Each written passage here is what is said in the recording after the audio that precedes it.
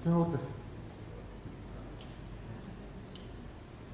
Уважаеми господин Байкушев, уважаеми колеги, аз няма да го подкрепя това предложение, защото не мисля, че трябва дружествата, управителите на дружествата сами да определят кой да ги одитира. И ще ви кажа защо. Ще задам един въпрос и мисля, че това ще изясни в голяма степен ситуацията. Запознати ли сте, колеги, запозната ли е и администрацията с факта, че в едно от общинските дружества има 40 или 50 апартамента? Знаете ли как се управляват тези апартаменти? На кого са отдадени под наем? Кой ги преотдава? На какви цени? Знаете ли, че тази собственост не фигурира в дълготрайните материални активи, но фигурира в първичната документация на тези дружества? Възможно ли е с тези дружества, с част от подобна собственост в миналото, с констативни нотариални актове да са били в кавички приватизирани, подарявайки ги на някой? Аз ще помоля, когато господин Байкушев прави внася стратегията си за управление, да отбележи всички тези неща, защото включително и отговора, който получих в началото на седмицата на моя въпрос за сградата, така известна като сградата на Деливерски, тук до НТС-то, там ни беше описано фактологията за последните 30 години, една сага достойна за сериал. Но аз не можах да разбера каква е стратегията, за да излезем от тази ситуация. Защото ние имаме страшно пропуснати ползи от това, че не управляваме собствеността си по най-добрия начин. Аз искрено се надявам всичко това нещо да се промени. Искрено се надявам това, което задавам като въпрос, час по-скоро да получи обективна информация. Това вярно ли е? Не е ли вярно? Има ли такива апартаменти, които са приватизирани, отново да кажа в кавички, кой ги е придобил, при какви условия? В крайна сметка това става и с издаване на съответни документи от община Благоевград. Аз не знам какво да си мисля, казвам ви честно. Ако това всичко е вярно, което питам като въпрос. И вие сега искате ние да дадем отново на управителите сами да изберат кой да им завери документите. Това наистина мислиме, че е сериозно, нали? Аз ще гласувам против това предложение. Аз мисля, че или икономическа комисия, или ако трябва да дадем правомощия на кмета, нека той да избере аудитори, които да влязат и да направят наистина одит на смисъл да заверят счетоводните документи на тези дружества. Благодаря. Да, благодаря, но господин Рудев, това, което казвате, е изключително сериозно. И според мен е добре да пуснете един сигнал в прокуратурата.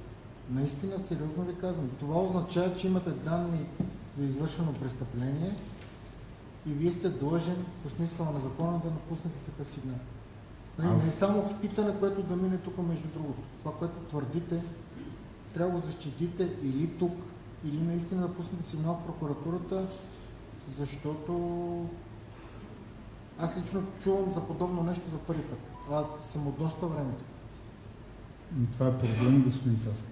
Проблем е, да, затова ви казвам, пуснете сигнал. Ще пусна. И аз не случайно го казвам от тук, нали, аз както хората, които ме познават, аз нещата... Това е тема, която не трябва да се изчерпва само дали вие ще гласувате против точката. Дайте надлежен сигнал, така че да се види това, което твърдите, дали е вярно и дали има такова нещо.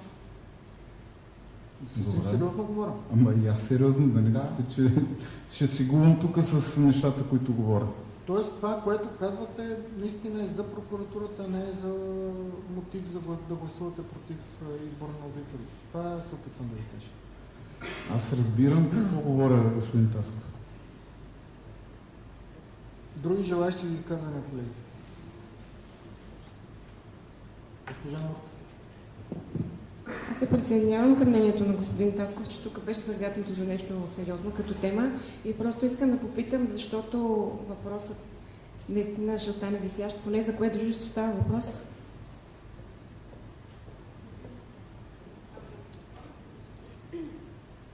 Това, което ми се казва на мене, защото от последните месеци, половина-два, има изключително много хора, които така желаят да се споделят с мене и аз съм добър слушател и търпелив.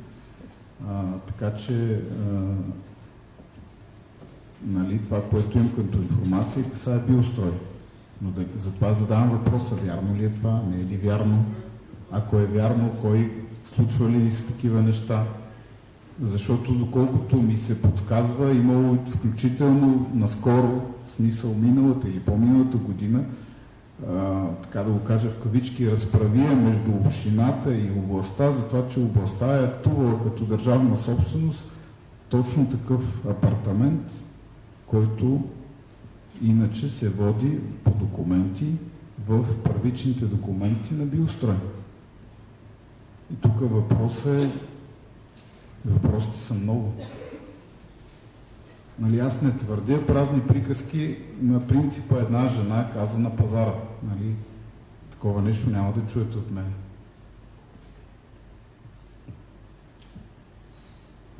Ние гледаме отчети, аз гледам отчети на биострой от 20 години и не съм видял апартамент в отчети. И в баланса на дълготрайните материални активи. Ето това е проблема, господин Тасков, че не сте ги видяли. Аз за това ви казвам, дайте сигнал.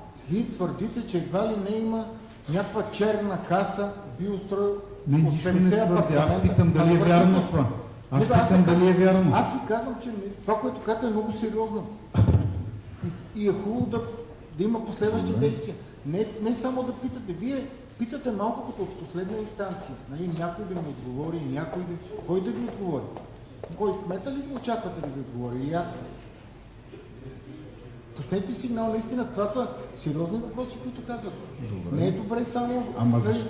Аз подготвям такъв сигнал и ще го пусна. Супер, това искам. Както за всяка една тема, аз официално пускам документи, нали? До сега така съм правил. Да.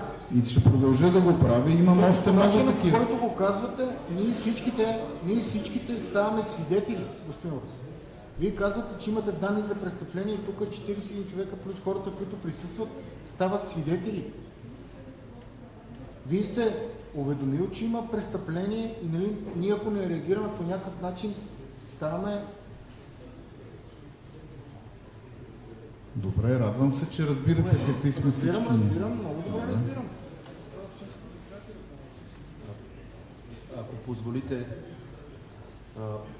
уважаеми колеги, ще проверим тези твърдения, доколкото общинска администрация може да го провери и ще разберем дали има такова нещо, защото това, което може би пък не знаете, че биострой дължи пари на разни доставчици.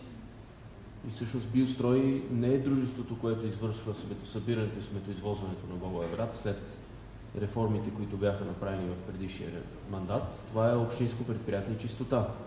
А биострой е станало строително дружество. И какво е останало там и каква история има с тези апартаменти, не знам. Тоест, ние трябва наистина да проверим има ли такова нещо. Ще проверим и тази история с областна управа, да видим реално ли е това или някой нещо не е разбрал и говори, защото и това е възможно. Така че поемам ангажимент. Госпожа... Имам предложение.